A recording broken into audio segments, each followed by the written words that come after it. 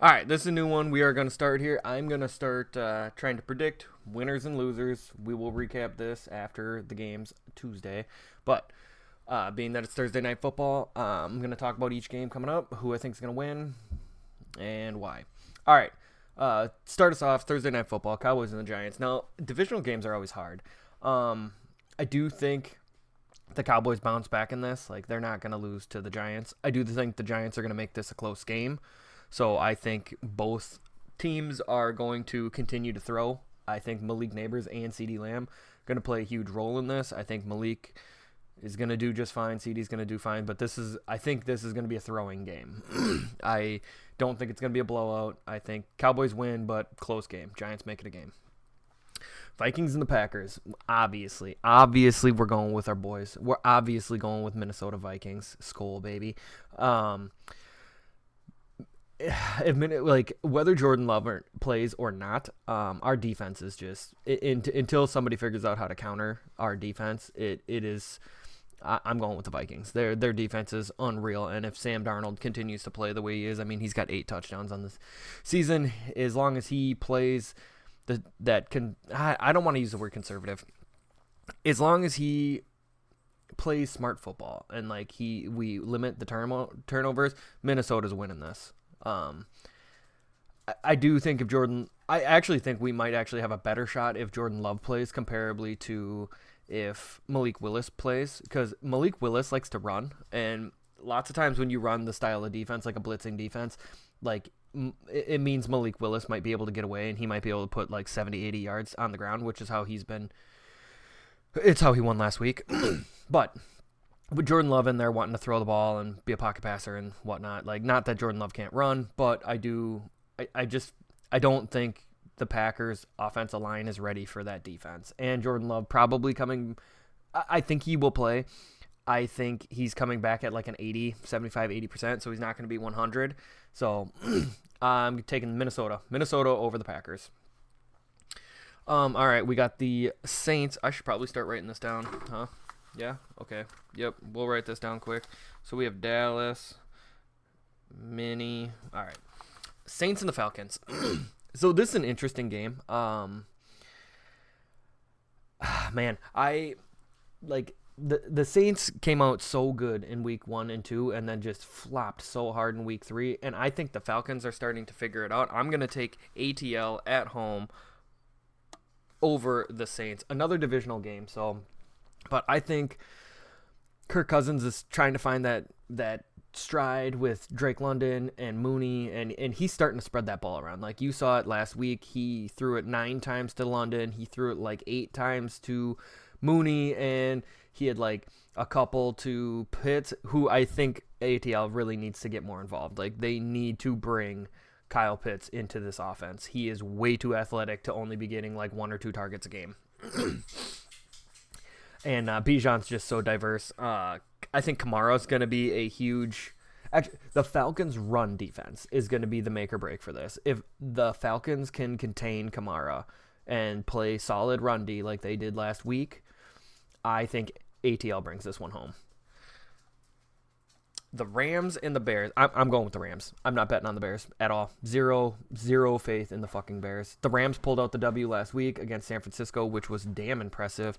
Matthew Stafford still getting it done. Kyron Williams about to run all over this fucking Bears defense because the Bears defense is not... Their secondary is amazing. Their pass rush is amazing. Their run defense is not amazing. And Kyron Williams is an incredible running back, which is going to open up...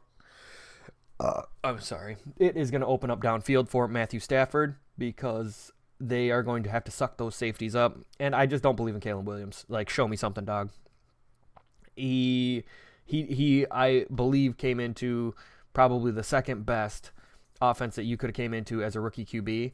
They had DJ Moore. They brought in Keenan Allen. They had Cole Kmet. They have DeAndre Swift. They have Roshan Johnson. You guys. The dogs. But he came into such a good situation. I don't see it. I'm not buying into the Caleb Williams thing. So Rams over the Bears. Steelers and the Colts. Man, I like the Colts. I like Jonathan Taylor. I like A-Rich. I do, but this is Pittsburgh all day. Pittsburgh, like they're just like Minnesota. And until somebody shows me that you're gonna beat that defense, Pittsburgh. Yeah, like Justin Fields, ironically, is actually playing pretty well right now. He's trying to stay in the pocket a little bit more, deliver some passes, and he still runs. He that dual threat, but give me Pittsburgh. And until A-Rich can kind of get it together, I mean, you're looking at the stat line right here. He has 3 touchdowns and 6 picks. Like until he can not turn the ball over, this is gonna be a real problem. The Colts need to rely a lot less on Richardson and a lot more on Jonathan Taylor. That is how their team is built. They need to focus on like Taylor running the ball and Richardson feeding Michael Pittman and like shorter routes. They need to get themselves in like 2nd and 4s, 3rd and 2 situations where they can throw that nice underneath to like a Pittman or something instead of having to constantly stretch the field. So give me Pittsburgh over the Colts. I am not writing this down. I'm not paying attention at all. This is awful. Rams and Steelers. Pitt. You guys. Dino. That's enough. All right. Broncos and the Jets. I am going to take the Jets. Aaron Rodgers looked damn good last week. I think he shows up like that again. I do think Garrett Wilson is going to have a little bit of a drop-off. Pat Surtain is no joke as a corner, and that brother is locking people up. He locked up Pickens. He locked up Evans. He locked up DK, at least from a fantasy standpoint. And so I suspect that Allen Lazard and Breece Hall are going to pop off in this game. There is another receiver, but I don't remember who. Oh, Mike Williams, maybe. But I think it's going to be Lazard. Allen Lazard, Breece Hall going to pop off in this game. And the Broncos, although they are showing little glimpses of things here and there, I'm not buying into the Bo Nix thing. I know people are like, oh, man, Bo Nix, he's looking like the best QB. Like, dude, I'm not. Like, no, I'm not buying it. I'm not buying it at all. New York Jets, 100. Eagles and the Bucks. This one's interesting. I really want to take the Buccaneers here. It's pretty hard to bet against Saquon Barkley, like on that Eagles team. Like he is him. He really is. That guy is playing out of his mind right now. And like this is what you get when you put somebody of his talent behind like a top 5 offensive line. But I do think, the Eagles defense is pretty banged up. So I am against my better judgment. I am going to bet against Saquon Barkley in this. And I do think the Buccaneers have a bounce back week. I think Baker brings it together and the Buccaneers come back and win this one. I do think it'll be a closer game. This isn't going to be a blowout by any means, but give me the Bucs.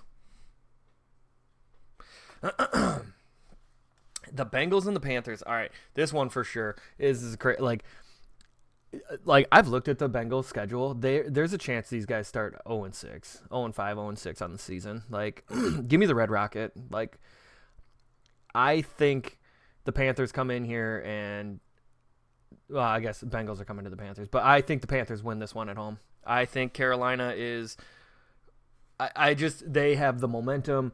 They have this nothing to lose mentality. Andy Dalton he's a gunslinger, man. I said this last week and nobody believed me that the Panthers wide receiving core was about to pop off, and I'll be damned if they didn't. Chuba Hubbard, Andy Dalton made everybody on the Panthers relevant for fantasy again. Deontay Johnson, Chuba Hubbard, Adam Thielen. Leggett and Mingo are still working their way in. One of them will have to step up with the Adam Thielen being out, but the Panthers win this one.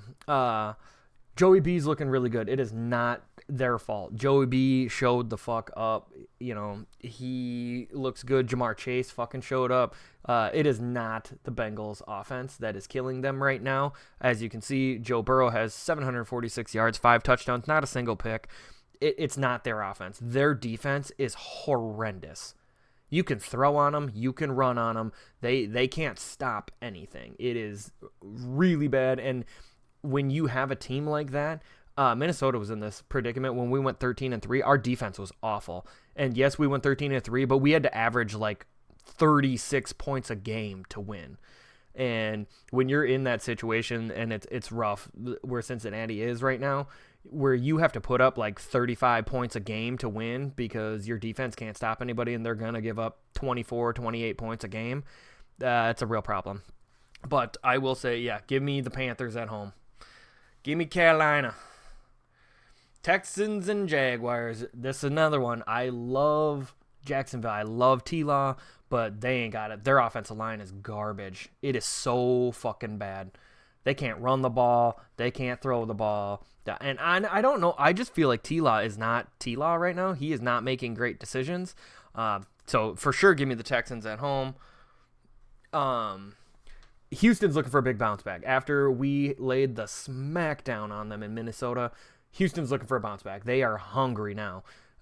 They did not think that game was going to go the way that it went. So Houston, they're hungry. They're the big bounce back week for Houston. Commanders and the Cardinals.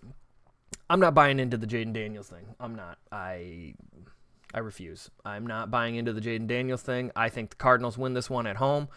I think Jaden Daniels has played some shitty defenses, and that is why he is succeeding. That hole he throws for 200 and whatever yards last week was a fluke. He was playing against a shitty team with a terrible defense. So I'm not buying into it. I like Jaden Daniels. I think he's a great prospect, but do I think like he's gonna carry this team? Not even a little. I think the Cardinals win this one. I think Kyler Murray's going to bounce back here. Marvin Harrison's going to pop off against this Commanders' horrific secondary. And Michael Wilson, too. And with no Trey McBride, I think Marvin Harrison and Michael Wilson both have big weeks. This is also a James Conner. James Conner's running this week. He is. Cardinals over the Commanders. AZ. Patriots and the Niners. Okay, like... I'd love to say that the Patriots are going to maybe bounce back here because I was wildly wrong about them against the Jets. But I don't think they're not beating the Niners. They're not. Like the Patriots just like Jacoby Brissett, Drake May, they don't have it. Like I know the Niners dropped the ball against the Rams, but like the Rams have Matthew Stafford. Matthew Stafford is a good, he's a good quarterback. He is a good veteran that knows what the fuck he's doing. Jacoby Brissett and Drake May are not. Like, they're not going to make this close. Brock Purdy has way too much going on. Even with no Debo, no George Kittle, no CMC, like, Jordan Mason is playing really well. Juwan Jennings stepped into Debo's, like, as that second target just fine. They still have Ayuk. It's possible that Kittle could still come back this week. So Niners over the Pats. As much as like I'd love the Niners to lose this game, there's no way they're beating the Patriots. Or there's no way the Patriots are beating them. It's not happening. Browns and the Raiders. Man, this one, God, this could go either way, right? Couldn't it? Like, God, somebody get Devontae Adams the fuck out of Raiderville, like, or the Raiders need to do something about QB. Like, holy shit. They and the Browns too. Like, what? Oh man, I don't like this game at all. I if I could skip this game, I would.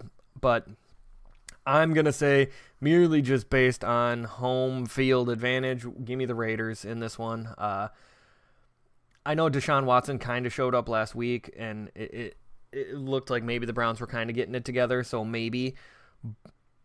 Oh God, it's so hard. I'm gonna say the Raiders still. I'm just gonna believe in the Raiders defense, and Max Crosby's just gonna fucking put Watson on his ass. And I mean, I know the Browns have Myles Garrett too, but I'm gonna take the Raiders here, and that's just a guess. I don't know that there is a right choice out of these two. Yeah, I just based on home field alone, I'm going to take the Raiders. Chiefs and the Chargers. Obviously going to take the Chiefs just because they're the Chiefs. But I don't know. I do think that the Chiefs might be. You know what? Fuck that. I actually hold on. I don't have a stat line on this. Hold on. Give me 1 second. We are going to pull up Justin Herbert injury. What's he looking like?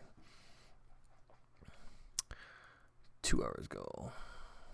Feels better than last week.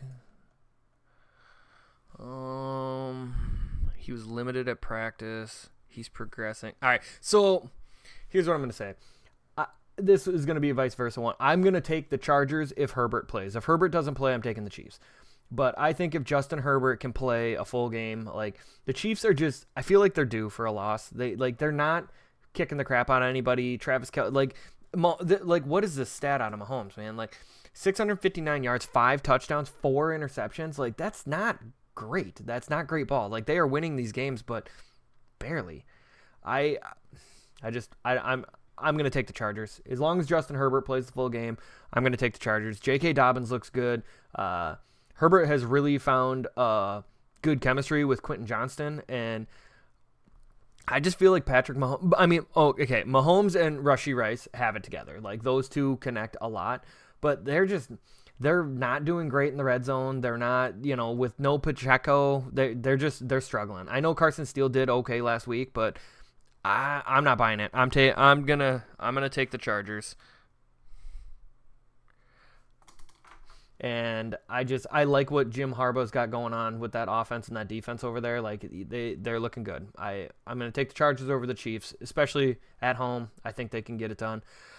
I'm gonna take the Bills over the Ravens because currently outside of Minnesota, I think the Bills are the best team in the NFL right now. They are just playing good old school hard ass defense, run the fucking ball. They are looking good. I'm not saying Baltimore doesn't, but I think it so much comes down to like